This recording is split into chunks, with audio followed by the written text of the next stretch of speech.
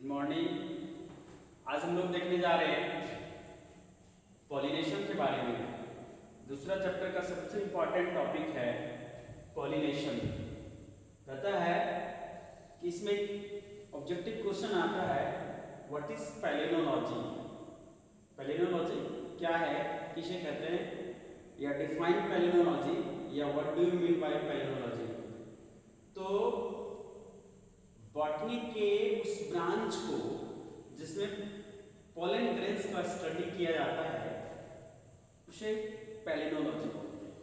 इसे लिखे study of pollen grains is known as palynology. अब हम लोग देख रहे हैं पॉलिनेशन का डेफिनेशन। पहले कहता है, इसको हिंदी में बोलते हैं परागन। परागन, transfer of pollen grains from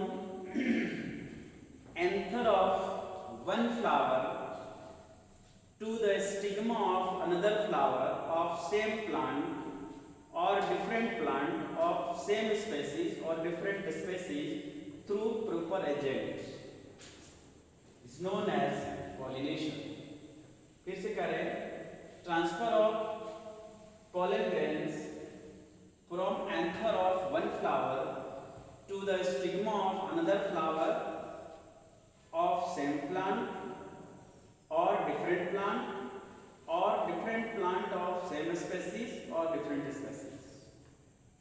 ये हो गया इसका डेफिनेशन। एकदम संक्षेप में अगर हम लोग इसको कहें तो शॉर्ट में, सबसे शॉर्ट में डेफिनेशन इसका बनेगा कि transfer of pollen grain from anther to stigma. Transfer of pollen grain from anther to stigma. अब क्या कहता है कि पॉलिनेशन होता कितने तरीके का है। ये दो तरह से होता है। एक पॉलिनेशन को हम लोग बोलते हैं सेल्फ, तो दूसरे को कहते हैं क्रॉस। एक पॉलिनेशन को बोलते हैं सेल्फ, तो दूसरे को बोलते हैं क्रॉस। सेल्फ पॉलिनेशन दो तरीके से देख रहे हैं हम लोग। एक को बोलते हैं ऑटोगैमी, दूसरे को कहते हैं जिटेनोगैमी। क्रॉस पॉलिनेशन को भी दो तरीके से देख रहे हैं हम लोग, जेनोगैमी, हाइब्रिडिज्म। इस पॉलिनेशन को समझाने के लिए इसके नीचे छोटा छोटा डायग्राम में दिखाया है, इसको देखिए आप लोग। ऑटोगैमी के नीचे एक सिंगल बाइसेक्सुअल फ्लावर बना हुआ है, इसके नीचे लिखे भी है सिंगल बाइसेक्सुअल फ्लावर। इस फ्लावर में, एक ही फ्लावर में एंथर स्टिग्मा दोनों है। यहीं से पोलन ग्रेन इसी एक फ्लावर के एंथर से पोलन ग्रेन ट्रांसफर होकर के इसी फ्लावर के स्टिग्मा पर जा रहा है। यहाँ एरो शो किया हुआ है। दूसरा कहता है यहाँ एक ही प्लांट में मेल फीमेल फ्लावर अलग अलग है, मेल फीमेल फ्लावर अलग अलग है। यहाँ पे पोलन ग्रेन इस फ्लावर से ट्रांसफर होकर के इसी प्लांट के दूसरे फ्लावर के स्टिग्मा तक जा रहा है। हम इसको कहते हैं ऑटोगैमी और इसको कहते हैं हम लोग जिटेनोगैमी। ये दोनों टाइप है सेल्फ पॉलिनेशन का। सीधा सीधी इसको डिफाइन करते हैं transfer of pollen grain from anther to stigma in same flower और सेम प्लांट। ये दोनों आ गया ऐसे। इसको आप इससे समझिए और इसको आप इस डायग्राम से समझिए। ये क्रॉस पॉलिनेशन क्या करता है, इसको बोलते हैं पर परागन, इसको बोले स्व परागन। स्व मतलब अपना सेल्फ, और ये पर परागन मतलब दूसरे दूसरे पर। यहाँ क्या देखा जा रहा है कि यहाँ दो अलग अलग प्लांट को दिखाए हैं। यहाँ डायोसियस लिखे, डायोसियस का मतलब होता है यूनिसेक्सुअल, यानी मेल फीमेल दोनों सेपरेट प्लांट पर होना। यहाँ मोनोइसियस लिखे थे, मेल फीमेल दोनों एक ही प्लांट पर होना। यहाँ बाइसेक्सुअल लिखे थे, मेल फीमेल सेक्सुअल दोनों एक ही फ्लावर में होना। यहाँ क्या कह रहा है कि सेम स्पेसीज के, एक ही स्पेसीज के दो डिफरेंट प्लांट हैं। ये सबसे ज्यादा नेचर में सबसे ज्यादा कॉमन पाया जाने वाला टाइप यही है। कहता है कि दो डिफरेंट फ्लावर है, दो जो अलग अलग पौधे पर है। मेल अलग है, फीमेल अलग है, पोलन अलग है, स्टिग्मा अलग है। तो जब हम इसको कहेंगे कि transfer of pollen grains from anther of one flower of a plant to the stigma of another flower of different plant of same species, then it is known as xenogamy. Xenogamy. और इसी का एक और है जो nature में बहुत कम पाया जाता है, खास करके एक्सपेरिमेंटल पर्पस के लिए पाया जाता है। ये बहुत रेयर प्रोसेस है, इसको बोलते हैं हाइब्रिडिज्म। हाइब्रिडिज्म। और इस हाइब्रिडिज्म को क्या देखिए, ये डिफरेंट स्पेसीज के बीच होने वाला, अलग अलग स्पेसीज के बीच, ये मेल अलग प्लांट पर है, फीमेल अलग प्लांट पर है, दोनों का स्पेसीज अलग है। तो जब डिफरेंट स्पेसीज के बीच में पॉलिनेशन होता है तो उसको बोलते हैं हाइब्रिडिज्म। सेम स्पेसीज के बीच में होता है, प्लांट अलग है, इसको कहते हैं जेनोगैमी। इस प्रकार के पॉलिनेशन शो करने वाले फ्लावर को कहते हैं जेनोगैमस। इस प्रकार के पॉलिनेशन शो करने वाले को कहते हैं जिटेनोगैमस। इस प्रकार के पॉलिनेशन शो करने वाले को कहते हैं ऑटोगैमस। ऑटोगैमस। आप समझिए कि पूछता है कि आखिर ट्रांसफर होता किसके द्वारा है, इसके लिए कुछ खास एजेंट रिस्पॉन्सिबल है। वो एजेंट में से दो तरह के एजेंट दिखाए हैं, एक को कहते हैं अबायोटिक एजेंट, दूसरे को कहते हैं बायोटिक एजेंट। एजेंट जिसके माध्यम से पोलन ग्रेन ट्रांसफर होकर के एंथर से स्टिग्मा तक पहुंचता है, तो उसके लिए अबायोटिक एजेंट मतलब नॉन लिविंग एजेंट, यानी when pollen grains are transmitted from anther to stigma through the non living agent और फैक्टर्स और vectors, then these agents are known as abiotic agents. और ऐसे में आता है एक एयर और दूसरा आता है वाटर। यदि पॉलिनेशन एयर के द्वारा होता हो तो इसको हम लोग बोलते हैं एनिमोफिली। एनिमोफिली। और इस प्रकार के फ्लावर को कहते हैं एनिमोफिलस। एनिमोफिलस। दूसरा कहता है वाटर। वाटर के द्वारा यदि पॉलिनेशन होता हो, पूछते हैं हम लोग कि when pollination occurs through the agency of water then it is known as hydrophily. When pollination occurs through the agency of air then it is known as anemophily. And air pollinated flowers are known as anemophilous, water pollinated flower are known as hydrophilous। जाहिर सी बात है कि ये aquatic plants में होगा। ये जितना भी है खास करके दिखाया जाता है, ग्रासेस है, सुगरकेन है, डेट है, पाल्म है, कोकोनट है, ये सारा इसके एग्जांपल में आ जाता है। ये अबायोटिक एजेंट के अंतर्गत आएगा। बायोटिक एजेंट में देखिए ये लिविंग एजेंसी के द्वारा, लिविंग एजेंट इसमें एनिमल्स के थ्रू होता है ये, और उसमें इंसेक्ट्स है, बर्ड्स है, बैट्स है, स्नेल्स है। तो यदि पॉलिनेशन इंसेक्ट द्वारा होता हो, कीट द्वारा से खास करके देखा जाए, चाहे हनी बी हो, चाहे बटरफ्लाइज हो, चाहे फ्लाइज हो, अगर इन सबों के द्वारा ऐसे कीट के द्वारा, ऐसे इंसेक्ट के द्वारा पॉलिनेशन की प्रक्रिया संपन्न हो तो उसको कहते हैं लोग एंटोमोफिली। एंटोमोफिली। और ऐसे फ्लावर्स को कहते हैं एंटोमोफिलस। एंटोमोफिलस। दूसरा है बर्ड्स के द्वारा। यदि चिड़िया के द्वारा होता हो तो उसको हम लोग बोलते हैं ऑर्निथोफिली। और ऐसे प्लांट्स को या ऐसे फ्लावर्स को बोलते हैं ऑर्निथोफिलस। ऑर्निथोफिलस। ये है बैट के द्वारा, चमगादड़ जिसको बोलते हैं आप। यदि पॉलिनेशन पर बैट्स के द्वारा होता हो तो इसको बोलते हैं कायरोप्टेरोफिलस। क्या बोलते हैं? कायरोप्टेरोफिलस। और यदि प्रोसेस को कायरोप्टेरोफिली बोलते हैं और फ्लावर पॉलिनेटेड को बोलते हैं लोग कायरोप्टेरोफिलस। और यदि पॉलिनेशन स्नेल्स के द्वारा, घोंघा, मॉलस्क के द्वारा होता हो तो इसको हम लोग बोलते हैं मेलेकोफिली। और ऐसे पॉलिनेटेड फ्लावर्स को कहते हैं मेलेकोफिलस। ये एजेंट भी आपका हो गया, ये टाइप भी आपका हो गया, ये डेफिनेशन भी आपका हो गया, ये चारों यहाँ देख लिए। उसके बाद एक सबसे इंपॉर्टेंट चीज देखिए इसमें, कंट्रीवांसेस। कंट्रीवांसेस का मतलब होता है डिवाइस, कंट्रीवांसेस का मतलब होता है फैक्टर।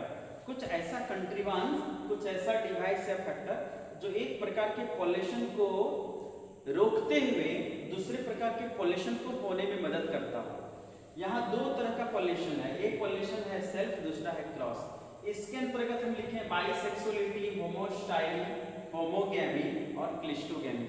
ये चार ऐसा कंट्रीवांसेस है जो क्रॉस को रोकते हुए सेल्फ को होने में मदद करता है, यानी ये सेल्फ के लिए काम करता है। तो ये सेल्फ को फेवर करता है और क्रॉस को होने से रोकता है, क्रॉस को प्रिवेंट करता है। और इसका ठीक उल्टा है क्रॉस पॉलिनेशन की तरफ यूनिसेक्सुअलिटी, हेटेरोस्टाइली, डाइकोगैमी या हेटेरोगैमी, हर्कोगैमी, सेल्फ स्टेरिलिटी, प्रीपोटेंसी, और हम अलग से भी दो लिखे हैं बर्ड पॉलिनेशन और फेलशिप डिवाइस। फेलशिप संक्षेप में देखिए इसको आप, कहता है क्या कंट्रीवांसेस में, जब एक फ्लावर के पास दोनों मेल फीमेल सेक्स ऑर्गन हो, एंथर स्टिग्मा जब दोनों एक जगह होगा तो जाहिर सी बात है ये सेल्फ को फेवर करेगा, क्रॉस को प्रिवेंट करेगा। तो जो सेल्फ को फेवर करेगा वो क्रॉस को प्रिवेंट करेगा। इसका उल्टा क्या हो गया, यूनिसेक्सुअलिटी। यहाँ फ्लावर के पास कोई एक ही सेक्स ऑर्गन है, चाहे तुम्हें मेल या फीमेल। अगर एंथर है तो स्टिग्मा के लिए दूसरे पर डिपेंड करेगा, अगर स्टिग्मा है तो एंथर के लिए दूसरे पर डिपेंड करेगा। यहाँ सेल्फ पॉलिनेशन हो ही नहीं सकता है। यहाँ क्या ऑप्शन बचा, क्रॉस पॉलिनेशन। यहाँ दूसरा नंबर देखिए, होमोस्टाइली। जब एक बाइसेक्सुअल फ्लावर में एंथर स्टिग्मा दोनों बराबर लंबाई पर हो, एक लंबाई पर हो एक हाइट पर हो, तो इसको बोलते हैं होमोस्टाइली। और ये कंडीशन प्रीफर करता है सेल्फ को, यानी सेल्फ को फेवर करता है, और जो सेल्फ को फेवर करेगा वो क्रॉस को प्रिवेंट करेगा। इसका उल्टा है हेटेरोस्टाइली, छोटा बड़ा। एंथर और स्टिग्मा का एक लाइन में नहीं होना, एक लेवल में नहीं होना, छोटा बड़ा होना। तो ये हमेशा काम करता है क्रॉस के सपोर्ट में, क्रॉस के फेवर में, क्रॉस के लिए काम करता है। ये सेल्फ को सपोर्ट नहीं करता। तीसरा नंबर है होमोगैमी। जब दोनों मेल फीमेल सेक्स ऑर्गन एक फ्लावर में प्रेजेंट हो और दोनों सेम टाइम में मैच्योर हो, यदि दोनों एक जगह प्रेजेंट हो और दोनों एक बार मैच्योर करता हो, तो सबसे इंपॉर्टेंट कंडीशन इसका हो गया, सबसे इंपॉर्टेंट फैक्टर हो गया इसका होमोगैमी। ऐसे कंडीशन को हम लोग होमोगैमी कहते हैं और ऐसे फ्लावर को होमोगैमस कहते हैं। जब एक ही फ्लावर में दोनों सेक्स ऑर्गन सेम टाइम में मैच्योर करता हो मेल फीमेल, तो वो सेल्फ के लिए एग्जैक्टली काम करता है, सेल्फ को स्ट्रिक्टली फेवर करता है वो, और ये क्रॉस को रेस्ट्रिक्ट करता है, क्रॉस को प्रिवेंट करता है ये। इसके बाद है लास्ट में क्लिस्टोगैमी। जब दोनों मेल फीमेल फ्लावर किसी मेल फीमेल सेक्स ऑर्गन किसी फ्लावर के अंदर दोनों बंद हो और बाहर से कोई एक्सटर्नल एजेंट ना अंदर जा पाता हो ना अंदर से बाहर निकल पाता हो, ऐसी परिस्थिति में ना बाहर का पॉलन अंदर जा पाएगा ना अंदर का पॉलन बाहर निकल पाएगा, यानी मेल फीमेल एंथर स्टिग्मा दोनों अंदर बंद है, वो खुल नहीं पाता। और जब खुल नहीं पाता तो ऐसी परिस्थिति में सेल्फ पॉलिनेशन के अलावा कोई दूसरा ऑप्शन नहीं बचता। इसलिए चार का चारों किसके लिए काम किया, सेल्फ के लिए काम किया। यहाँ पे देख रहे हैं। इसके बाद डाइकोगैमी। जब मेल फीमेल दोनों हो एक जगह लेकिन दोनों अलग अलग टाइम में मैच्योर करता हो, आगे पीछे मैच्योर करता हो, तो मेल फीमेल एक साथ रहने से भी क्या हुआ, यदि मेल गैमेट पहले तैयार हो गया फीमेल गैमेट लेट से, या फीमेल गैमेट पहले तैयार हो गया मेल गैमेट लेट से, तो वहाँ सेल्फ पॉलिनेशन कहाँ हो पाएगा, वहाँ फिर क्रॉस पॉलिनेशन होगा। इसलिए इस कंडीशन को कहते हैं डाइकोगैमी या हेटेरोगैमी, और ऐसे फ्लावर को डाइकोगैमस या हेटेरोगैमस कहते हैं। इसमें यदि मेल पहले मैच्योर करता हो तो इसको बोलते हैं प्रोटोएंड्रस। प्रोटोएंड्रस यानी when anther matures earlier than stigma. इसका मतलब हुआ कि एंथर और स्टिग्मा दोनों एक साथ मैच्योर नहीं कर रहा है, एंथर पहले स्टिग्मा लेट से। ये दूसरा है प्रोटोगाइनस। इसका मतलब है प्रोटो मतलब फर्स्ट, गाइनस मतलब गाइनोसियम, यानी व्हेन गाइनोसियम मैच्योर्स फर्स्ट। इसका मतलब किसी परिस्थिति में दोनों एक साथ मैच्योर नहीं करता, सेल्फ पॉलिनेशन हो नहीं पाएगा। So there is cross pollination is option. उसके बाद है हाइपोगैमी। दोनों फ्लावर के बीच, दोनों फ्लावर यहाँ दोनों सेक्स ऑर्गन है, दोनों सेक्स ऑर्गन के बीच में इसी फ्लावर का एक बैरियर काम कर रहा है, और जो बैरियर इसी फ्लावर के पोलन को, इस फ्लावर के पोलन को इस स्टिग्मा तक पहुंचने नहीं देता, इस कंडीशन को कहते हैं हाइपोगैमी। और जब इस कंडीशन को हाइपोगैमी कहेंगे तो इस प्रकार के पॉलिनेटेड फ्लावर को या प्लांट को हम लोग हाइपोगैमस कहेंगे, जहां सेल्फ पॉलिनेशन हो ही नहीं पाएगा, and only cross pollination is the option there. फिर उसके बाद है सेल्फ स्टेरिलिटी। कुछ खास प्रकार के स्टेराइल जीन की वजह से इसके पास कुछ ऐसे पॉलेंस होते हैं जो अपने स्टिग्मा पर पॉलिनेट नहीं कर पाते, अपने स्टिग्मा को एक्टिवेट नहीं कर पाते, अपने केसेस में, अपने स्टिग्मा के केसेस में वो स्टेराइल हो जाते हैं, लेकिन वही पोलन जब दूसरे फ्लावर के स्टिग्मा पर पहुंचता है तो वो एक्टिवेट हो जाता है, वो फर्टाइल हो जाता है, काम करने लगता है। इसका मतलब हो गया कि सेल्फ पॉलिनेशन को रोक दिया, क्रॉस पॉलिनेशन को सपोर्ट कर दिया। ये कंडीशन को बोलते हैं सेल्फ स्टेरिलिटी। और एक और है इसी तरह का प्रीपोटेंसी, जहाँ पे स्टिग्मा जो है, एंथर जो है, पोलन ग्रेन्स जो है, वो अपने स्टिग्मा पर जल्दी एक्टिवेट कर जाता है और दूसरे के फ्लावर पर लेट से एक्टिवेट करता है। इसके पास ये जो कंडीशन है प्रीपोटेंसी का, ये भी क्रॉस पॉलिनेशन के सपोर्ट में ही काम करता है। ये दोनों तरफ देखिए, ये सेल्फ के अंदर 4 कंट्रीवांस हुआ, ये क्रॉस के अंदर 5 कंट्रीवांस हुआ। 2 कंट्रीवांस अलग से भी लिखा है बड पॉलिनेशन। जब फ्लावर खिलने से पहले ही बड कंडीशन में ही पॉलिनेशन हो जाता हो तो ये बड पॉलिनेशन कहलाता है। ये सेल्फ पॉलिनेशन के सपोर्ट में काम किया। ये कहता है fail safe device. Fail safe device यानी जब एक पॉलिनेशन फेल करता है तो दूसरा पॉलिनेशन वहां सक्सेस कर लेता है। एक पॉलिनेशन अगर फेल करता है, एजेंसी नहीं मिला, मान लीजिए क्रॉस पॉलिनेशन के लिए एजेंट रहना जरूरी है, पॉलिनेशन के लिए एजेंट नहीं पहुंच पाया, ऐसी परिस्थिति में सेल्फ पॉलिनेशन सक्सेस कर गया, तो एक पॉलिनेशन के फेल होने के बाद दूसरा पॉलिनेशन का सक्सेस कर जाना, सेफ रहना और वो सक्सेसफुल हो जाना, ये कहलाता है फेल सेफ डिवाइस। ये भी दो डिवाइस है, ये भी दो कंट्रीवांसेस है पॉलिनेशन का। उसके बाद देखिएगा कहता है merits and demerits of self and cross pollination. दोनों पॉलिनेशन का मेरिट भी है, दोनों पॉलिनेशन का डिमेरिट भी है, ये आपको टोटल डिटेल नोट्स में दिया हुआ है, उसको आप देख लीजिएगा। उसके बाद ये सबसे इंपॉर्टेंट टॉपिक है फर्टिलाइजेशन और डबल फर्टिलाइजेशन। कहता क्या है कि फर्टिलाइजेशन के बारे में कि सबसे पहले 1884 ईस्वी में स्ट्रासबर्गर नाम का साइंटिस्ट इसको डिस्कवर किया था और उसने बताया कि fusion of haploid male gamete with haploid female gamete to form a diploid zygote is known as fertilisation.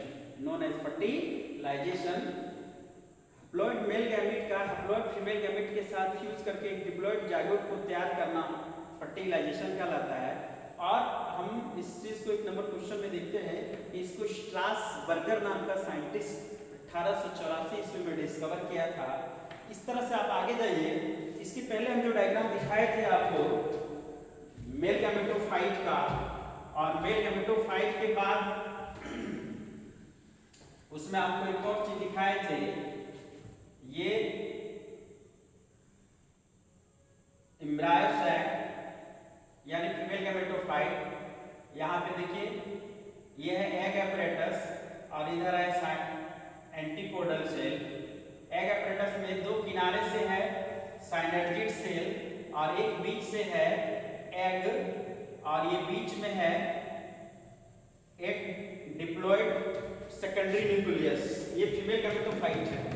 पहले बताया था आपको कि जो पोलन ट्यूब है वो दो मेल गैमेट को लेकर के आ रहा है, दो मेल गैमेट को लेकर आ रहा है। जब ये स्टिग्मा पर पहुंचेगा, जब स्टिग्मा पर पहुंचेगा तो स्टिग्मा इस दोनों गैमेट को रिसीव कर लेगा, रिसीव करेगा। स्टिग्मा से फिर स्टाइल होता हुआ ये दोनों मेल गैमेट सीधा ओव्यूल तक पहुंचेगा। ओव्यूल तक पहुंचने के बाद यहाँ पे इसके पास तीन रास्ते हैं। एक ये माइक्रोपाइल का है, अगर ये मेल गैमेट इधर से पास करेगा तो बोलते हैं पोरोगैमी, अगर ये बीच से पास करता है तो बोलते हैं मेजोगैमी, अगर ये नीचे से पास करता है तो बोलते हैं चलेजोगैमी। ये दोनों मेल गैमेट को इसके अंदर पहुंचना है और दोनों एक फीमेल गैमेट यानी एग के साथ फ्यूज करना है और एक डिफरेंटिव न्यूक्लियस के साथ फ्यूज करना है। तो यदि first male gamete plus egg, ये भी हैप्लॉइड ये भी हैप्लॉइड, ये दोनों मिलके बना देगा डिप्लॉइड जाइगोट। इसको कहते हैं हम लोग जेनरेटिव फर्टिलाइजेशन। और दूसरा मेल गैमेट ये है सेकेंड मेल गैमेट, ये है एन और प्लस है ये डिफिनिटिव न्यूक्लियस या इसको सेकेंडरी न्यूक्लियस बोलते हैं, ये हो गया डिप्लॉइड। ये दोनों फ्यूज करेगा तो बनेगा ट्रिप्लॉइड एंडोस्पर्म। इसको कहते हैं वेजिटेटिव फर्टिलाइजेशन और इसको कहते हैं जेनरेटिव फर्टिलाइजेशन। इसको शॉर्ट में जीएफ, इसको शॉर्ट में बीएफ। ये दोनों को एक साथ मिलाकर जीएफ जेनरेटिव फर्टिलाइजेशन और वेजिटेटिव फर्टिलाइजेशन दोनों को एक साथ मिलाकर बोलते हैं vegetative fertilisation plus generative fertilisation. इसको कहते हैं डबल फर्टिलाइजेशन। इसको नावासी नाम का साइंटिस्ट 1897 में इसको रिपोर्ट किया था। ये प्रोसेस को आप देखिएगा कि फर्टिलाइजेशन किसको बोले और डबल फर्टिलाइजेशन किसको बोले। कि fusion of haploid male gamete with haploid female gamete to form diploid zygote is known as fertilization। लेकिन डबल फर्टिलाइजेशन को हम कैसे डिफाइन कर रहे हैं कि first male gamete fuses with egg, haploid egg, to form a diploid zygote। Second male gamete ये भी हैप्लॉइड है जो फ्यूज कर रहा है डिप्लॉइड सेकेंडरी न्यूक्लियस के साथ या डिफिनिटिव न्यूक्लियस के साथ जो डिप्लॉइड है। तो ये n और ये 2n मिलकर के बन गया 3n।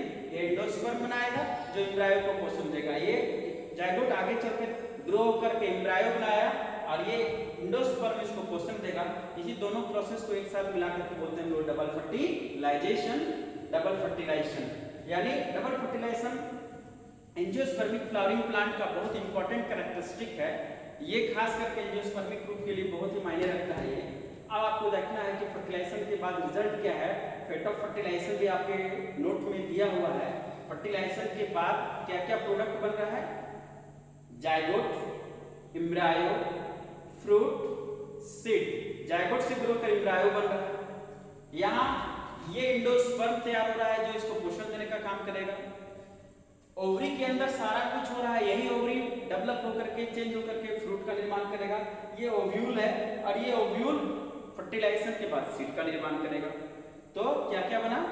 सीधा सीधे फॉर्मेशन ऑफ, देख रहे हैं लोग, जायगोट, और यही जायगोट आगे चल करके बनेगा, एम्ब्रायो का निर्माण करेगा। फिर देख रहे हैं formation of endosperm, formation of fruit, formation of seed.